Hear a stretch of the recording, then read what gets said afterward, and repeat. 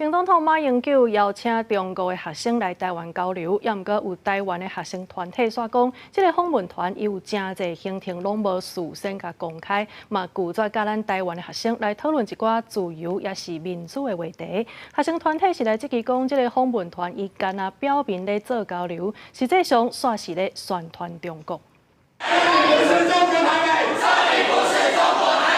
手提标语对中国学生访团发声，反对因中国台北的讲法。最近访团来一位中国复旦大学的学生，受媒体访问的时，讲出中国台北队，引起台湾学生的疑虑。台湾学生团体指出，这个访团这行程事前无公开，嘛引起真侪争议。针对这次的中国参访团来台，各校学生进行跨校串联，我们提出3点诉求：第一，拒绝假交流、真统战；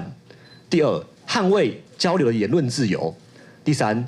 恪守对等、尊重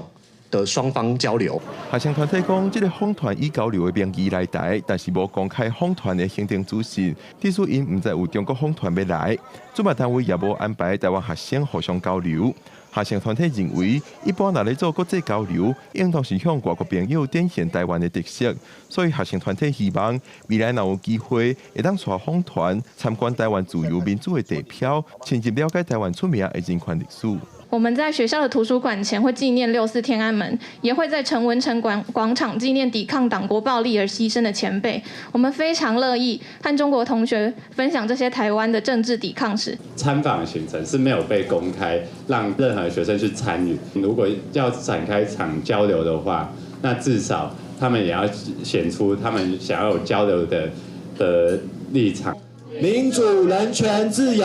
我要对等交流。学生团体认为，访团并无展现出想要交流的态度，只是想要做中国的大外宣。学生团体强调，理想的国际学生访团交流，主办单位应该要安排平等的对话机会，而且事前就要公开资讯。